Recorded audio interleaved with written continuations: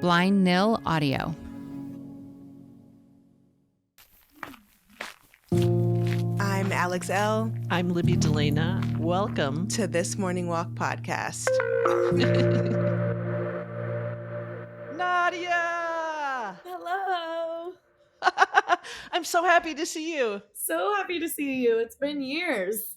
And it's been too many years. I know. It's so true. So we were just talking about whether this goes onto video and whether we should both clean up behind us and tuck things away. We decided not to. Yeah, I mean, No. I'm just going to stay seated.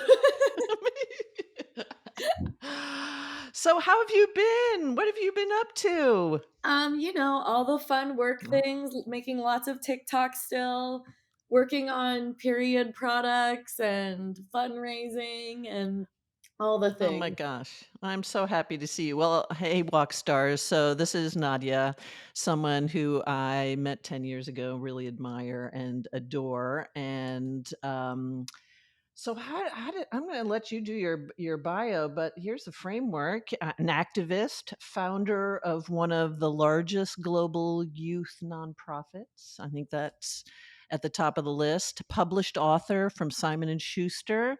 Am I right to say that your book Period Power made it to Kirkus lists of best young adult? I think authors? best Maybe young adult 20... nonfiction, something like that. Fantastic. TEDx speaker, TikTok star, Forbes 30 under 30, and most recently founder of a really brilliant brand, August, whose goal it is to destigmatize menstruation and provide period care for everyone who menstruates. And you and I met a decade ago. Yeah. You were at university. And we worked together on your nonprofit Period, which was created to help those in need access menstrual products. And I honestly, Nadya, I remember actually going for a walk with you around campus and you saying to me that I think I have this right. Please correct me if I'm wrong, but something like 1 in 5 girls have either left school or missed school entirely because they didn't have access to period products. And it was at that moment, I mean, I was thrilled to be working with you, but it really became clear that menstrual hygiene is a privilege. I hadn't ever even thought of that. And that was my privilege to not even pause and think about that at all. And it was a really impactful moment, which is in part why we have stayed connected. So tell us about where you are. Tell us about creating Period while you were at school. Tell us where you are now with August. Yeah. Well, first of all, I think that it'll blow your mind even more. It's actually 4 out of 5. So 4 out of 5 teens in the US have either missed class or know someone who has missed class due to a lack of access to period products.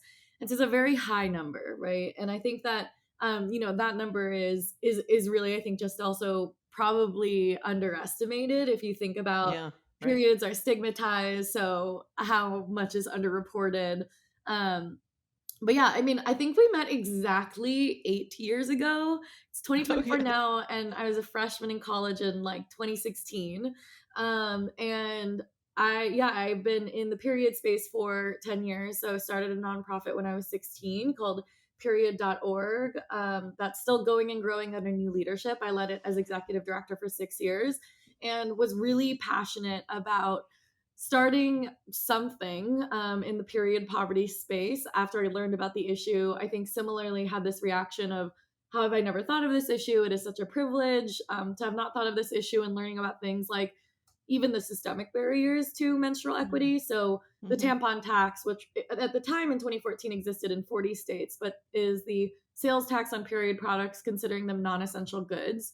And meanwhile, products like Rogaine, Viagra are considered medical necessities, and food stamps not covering period products, people as female inmates not having access to adequate amounts of period products. So I was very passionate about the issue. And I don't think my mission has ever changed. Yeah. It's just taken me on unexpected routes of new careers. So I was passionate about solving the issue through direct service. So I started a service nonprofit. I was then interested, the more I learned about it, in policy. So I ran for office, and Libby, you made the logo for my for my political campaign. And then I also at the time got really invested in just like period related legislation. And then I was interested in writing a book about it because in my policy conversations, I just felt like I wasn't taken seriously, and didn't have a succinct way of telling people, like, here's the issue. Like, let me just educate. Here's everything, like vetted information. So I wrote this book. And then after I wrote the book and I started working with bigger period care brands as the organization grew, is when I really got passionate about the consumer brand side of it. And I honestly think part of it is the learnings I took from working in the nonprofit space of really seeing the Yeah. American consumerist capitalistic culture for what it is, of like nonprofits still exist in a capitalist system.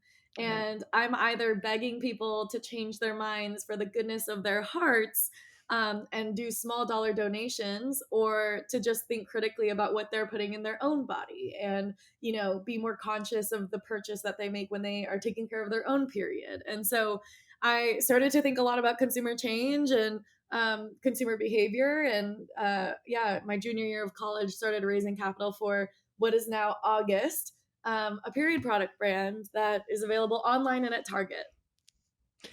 Dun, da, da, da. I love that. And I think one of the things that's so powerful about August, to be perfectly honest, is you have a huge community embedded within that brand, and you also have really, really powerful key pillars, including sustainability, which is something that's near and dear to my heart. So, talk to us about August's community and then also the key pillars, which are foundational to differentiating your brand, honestly, from any other period care brand out there. Yeah.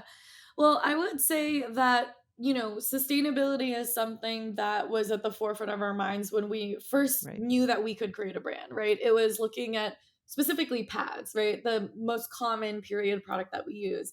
The average maxi pad using about 3 to 5 plastic bags worth of plastic in each one, right? Meanwhile, we're surrounded by conversations like about plastic straws and just like plastic consumption in Right. general. And and then working with the right manufacturers, found that we could make a much more sustainable pad that didn't sacrifice anything on efficacy. And I think that's really been our way of thinking around products, is how do we create really thoughtfully made, more sustainable products that aren't, by the way, the most sustainable. The most sustainable would be free Right. bleeding or using a menstrual cup, which we'll work on. But I think the idea was focusing on this next gen menstruator, Gen Z menstruator. How do you create, one, a new culture around periods? So celebratory, bold, excited, on social, a little fun, pretty quirky, create a whole ethos around it. But also on the product side, how do you make a product that people actually use, right? And I always use the example of straws because, again, I think it's just a key example where, like, there's a more sustainable option of straws, but we all hate them. Like, paper Right. straws Right. suck. Are terrible. Yeah. So I think a lot of the idea was, how do you create more sustainable options of things that, even if you don't give a fuck about sustainability, it's just a better product. And that's really what we wanted to do with our first round of period care.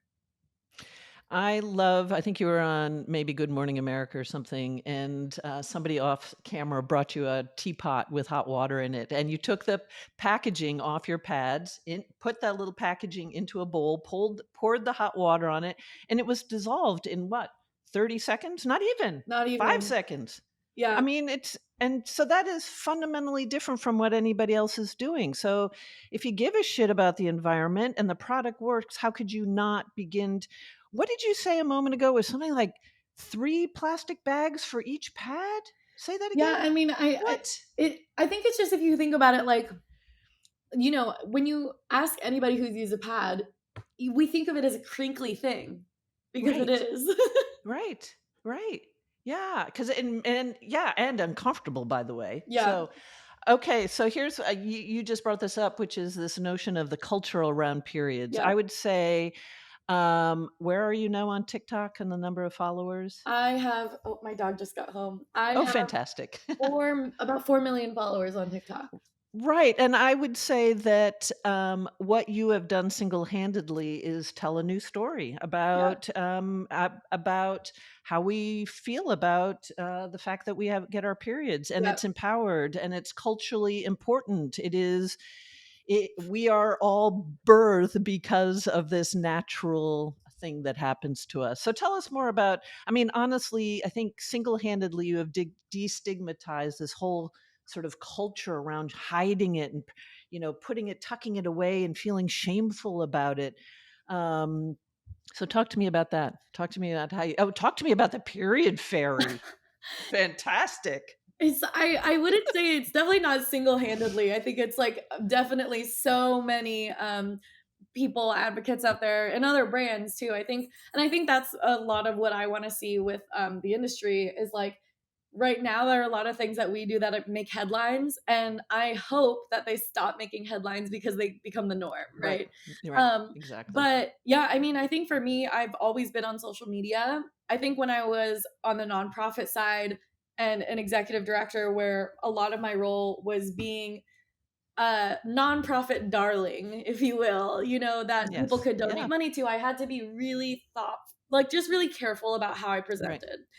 Once I took away that pressure, I could kind of do whatever I wanted in service of this mission of Right. destigmatizing periods, raising brand awareness. And so it wasn't until I started August, which was, let's say, 7 years into my career, that I started posting videos with my period blood. And honestly, it wasn't let me shock people and put, my No. period blood in a video. It was, okay, I'm talking about a tampon. I'm getting all these questions. How do you use a tampon? How do you use a pad? And so I just showed them how I use it, and people would ask, how is this pad different? And I'm like, well, I need to show you that it's so much more absorbent and Right. all those things. And so, I think that a lot of my ethos on social has just been like, well, I, just no holding back. Like I'm just gonna show exactly what a period is, and it's not this gross, disgusting thing. Although it's messy sometimes, and so it was a bit of that. And then other things, the period fairy was is my alter ego, and it really is just like me existing in the world. Going to music festivals, showing my pad through sheer festival outfits, and handing tampons and pads out to strangers, and it now has like 350 million views on TikTok. And I think the Peri Fairy was really my way of just basically existing in the world of like, if the period stigma did not exist, what would I be? Right. Right. Right. Well, and it also comes with kind of this really lovely energy around it. Again, it's bold, it's joyful. I mean, how did we ever get to a place where having your period was, again, it was put away, um and I think the thing about the period fairy is you show up with this kind of really bright atmosphere around Yeah, it, which is really important. Yeah, it's just like any other natural function that happens to us. So how did we hold it in this really sort of quiet, dark place? Nobody yeah, talks about it. It's just bizarre. exactly. Okay, so here's a question: would you categorize menstrual products as a social justice issue? Yes, because would you categorize healthcare as a social justice issue, Exactly. Right. or poverty, or race? Like, I think periods relate so deeply to just like our basic bodily care. And Right. because of how intersectional identity is, it absolutely becomes a social, it's a social issue.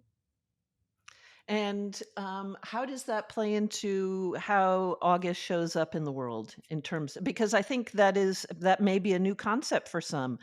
And so how does that play out with how you and August speak to the world? Because I 100% agree, but I think many people probably haven't thought of it in that way. I think part of it is in rooting everything we do in impact, and Yeah. being really intentional about everything we do, from our messaging to the content we put out in the world. So things like we've always been very gender inclusive. We don't use the term feminine hygiene. We say menstrual hygiene. We're Right. inclusive and very loud and proud to support trans menstruators and non-binary menstruators. I use the term menstruators, and just small decisions about our language. Doing simple things like having a give back program. So for every sale that we're making, we're also donating products to menstruators in need, working with an organization that's Black run, and the creators of the campaign Black Girls Bleed, and talks a lot about how Black women are 3 times as likely to have uterine fibroids being Mm, heavy bleeding, something yeah. that can also impact ability to participate at an equal way in school and in work if you don't have the right support systems around it, or you don't have access to products. And then also, since we launched, we've never charged the tampon tax to customers wherever possible. And when we launched in Target, we created a way that if you get charged a tax on your period products and you text us a picture of your receipt, we'll Venmo you back within 48 hours for that tax. And so we very highly publicized tampontaxback.com, that we've since recruited 7 of our quote unquote competitors to join in on this initiative on. And it's basically creating a way for customers to never really be charged the tax, but also be thinking critically about the tax whenever they see their receipt or purchase the products. And so again, I think that a lot of, like, I wouldn't even necessarily call it activism. It's just like our commitments of, if we're going to be a period brand and we have a platform and we have one of the biggest platforms in the space, what is the responsibility of having that? Yeah, it's wonderful. I will also say, as someone who is deep in menopause, you even invited me to participate in some of your conversations. So, it is something that that conversation continues with your brand, which I think is also incredibly, incredibly powerful. I I would also say that you started August. How many years ago? And we launched in 2021. 2021, and I think one of the things that is really so powerful is that you and your co-founder, wonderful Nick, bring to this space a really vibrant voice of um, youthfulness, quite honestly. Whereas many of these products, I think, are started by big brands, kind of anonymous. And I think there is something really powerful about young voices. And here I sit as a 62-year-old. So I think there's something really, really powerful that to have you and your community speak out about it, and even reframing the language that we use. And I just think it differentiates you from all the other brands that are out there. Can you say something about that? Do you view sort of your stage in life as being a unique asset? Yes. I mean, I'm what they call geriatric Gen Z. I'm more on the older side. But and I think to what you're saying too, like, I think a lot of what I hope for is continuing to destigmatize periods, but also Right. perimenopause and menopause, because there is so much more stigma on the other end of getting your period, because it's also so intertwined with the stigma around aging, especially as a woman. And I have a lot of thoughts on that. But, I think that, well, one, a key way that we've been able to start conversations around periods is through social media. Right. But, social media isn't something that I've had to hire someone else to do. Right. It means Yeah. that I can just do it myself because I've grown up on social media. And I can do it in a way that matches these Gen Z trends, because I'm one of them. And it also means that I think you feel the authenticity when I speak about it on Right. social media, because social media has been so second nature to me since I was 9 years old. Right. Right. Yeah. So if you were to share some wisdom, what can we all be thinking about to do, and ways to show up in the world that we can sort of support you in August in destigmatizing the conversations around periods? What are some things that we can hold, think about, share, understand, read, in order to become supporters of what it is that you're doing? Because I think, to your point, it touches on all of us who have potentially had a period, who maybe no longer do, Yeah. anybody who menstruates. I mean, it has a profound impact. And so what are some things that we can do to support your work? I think it's everything from buying the products to telling all your friends, but I also think it's just like embodying this new ethos that we're trying to continue Yeah. push forward, which is like not whispering about your period when you are doing your kind of local spring cleaning of things to donate to an organization, thinking of Yeah. period products and hygienic items. Telling your friends about it, having real conversations about periods. Again, I think period poverty is such an there's still so much education to do to tell people about it. And I think that the open dialogue aspect of just like, if you weren't ashamed or scared of what people would think Right. from talking about your body, just having conversations. I think menopause is a really key example of that, right? Like menopause has 35 different symptoms that can start when you're like 35 years old. And go on for decades. Yes, and go on Yeah. for decades. And like your period is something you're experiencing on a cyclical basis. And even if you aren't, and maybe you're on birth control or some sort of hormonal supplement, like creating spaces for open conversations about that, because we might we might not have a lot in common, with other menstruators around us, but this is something we have in common, and it's something we can probably trade stories about for hours. Forever, right? What products or services do you are there areas of innovation in this space right now? I mean, what would you like to see created in the next products, services? What would you like to see created in the next few years around this issue? Oh my I god. mean, are there new products? Are there what's Yeah, I think happening? we're making more and more progress. I think what is Yeah, exciting to see is it's just more funding in the space. It's very yeah, expensive to innovate. Tampons are also a class 2 FDA approved medical device, meaning that there's also the FDA clearance that also costs money to innovate on. I think what I'm also excited for, and we actually are working on a lot of new products on this, is going beyond just like absorbing blood in period care, but thinking about yeah, period pain, PMS, all the other right. symptoms that happen 24/7 in your overall cycle.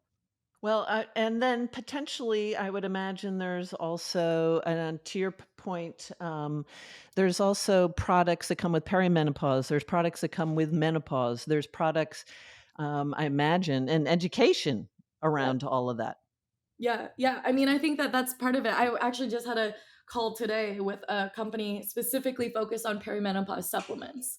And again, talking to them, I think their biggest challenge is going to be like most people don't even know what perimenopause is, right? Right? Yeah. But there are new products coming to life that are about, addressing certain, perimenopause issues, menopause and symptoms related. Well, I mean, I think it really ultimately goes back to destigmatizing this whole ecosystem, Yeah, right? It's a natural biological thing that happens. Somehow we've tucked it away. People are just beginning to talk about the full portfolio of what that is, from when you first start bleeding to when you stopped. And nobody's really having full conversations about it. And to your point, with menopause, it's 35 different symptoms, and yeah, everybody's sort of Venn diagram of what they're experiencing is unique. I can say, sitting around a table talking with three, people roughly my age, everybody's completely different. yeah, And nobody knows really how to navigate any of it, yeah. honestly. So, what is it that you in particular are walking with right now? And it can be with regards to this space. Where are your dreams for the next year, next 2 years?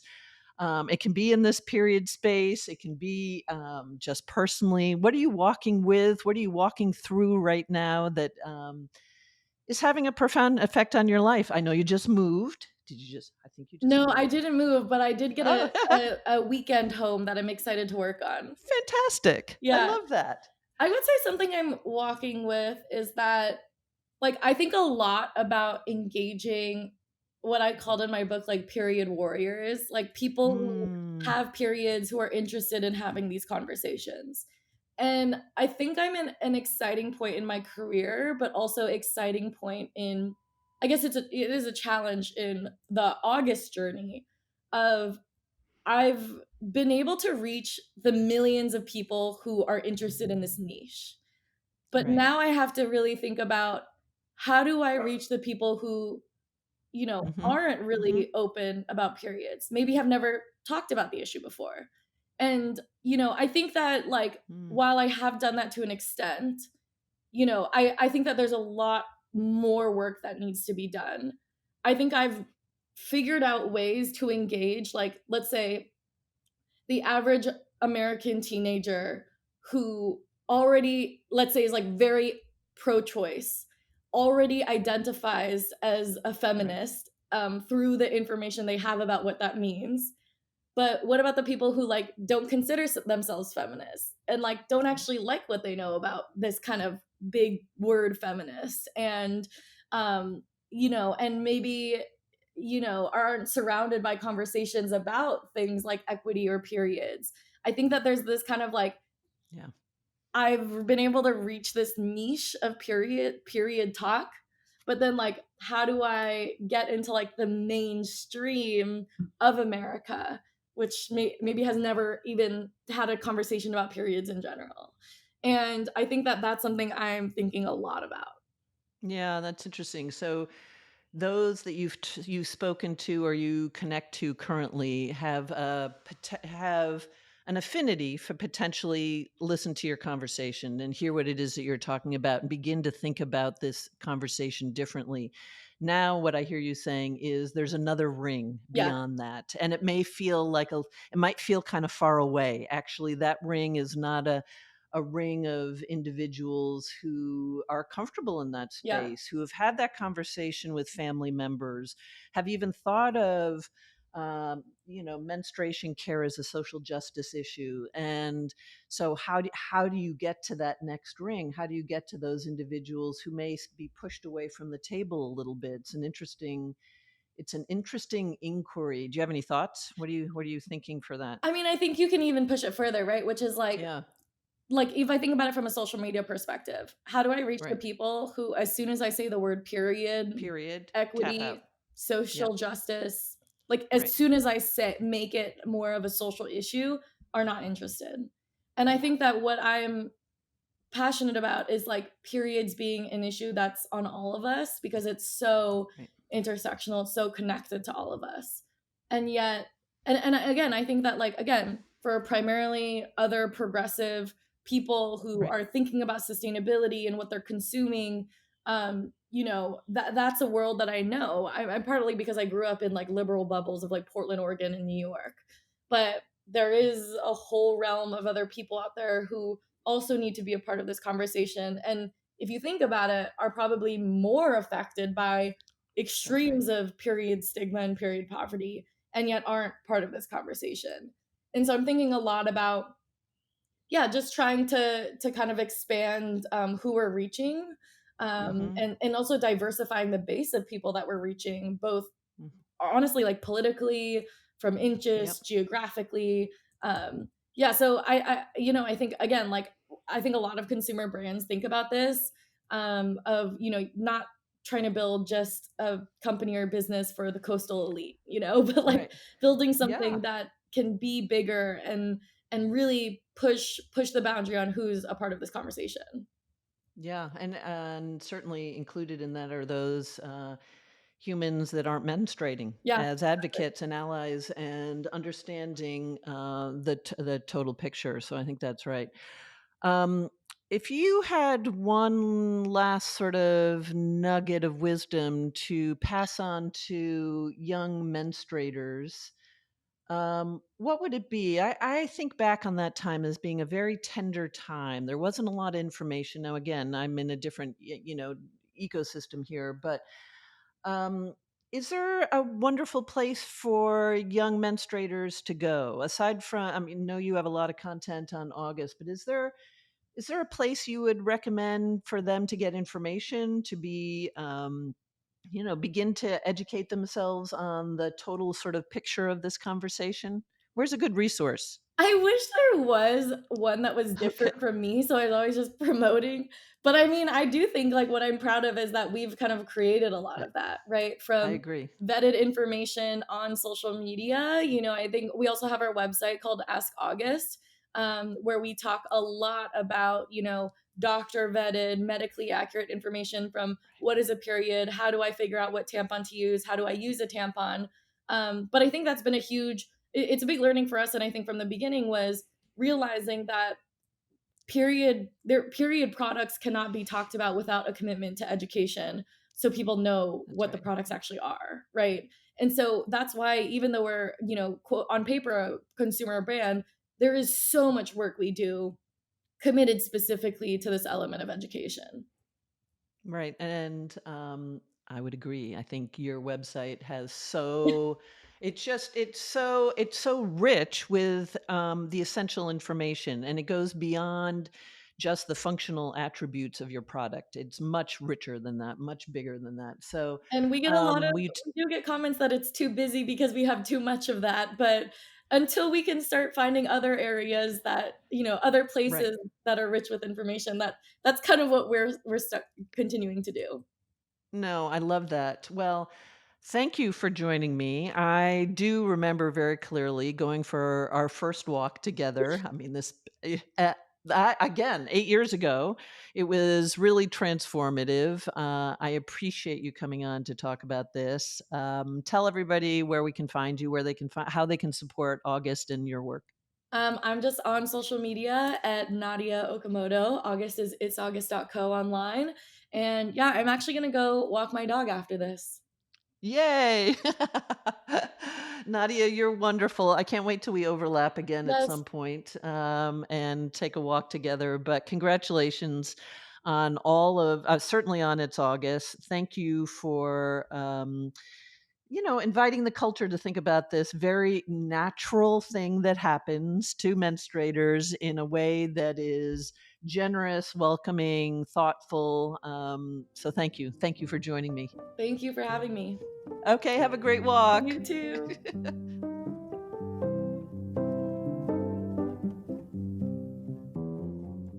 This Morning Walk is a production of Blind Nil Audio, hosted by me, Alex L. And me, Libby Delana. Produced and edited by Chris Jacobs. If you find value and meaning in the conversations that Libby and I have, please share the show with a friend and consider leaving a 5-star review. Comments on Apple Podcasts really help us out. When you do that, it introduces this show to a bigger audience. Thank you so much for listening. You are wonderful. Have a great walk.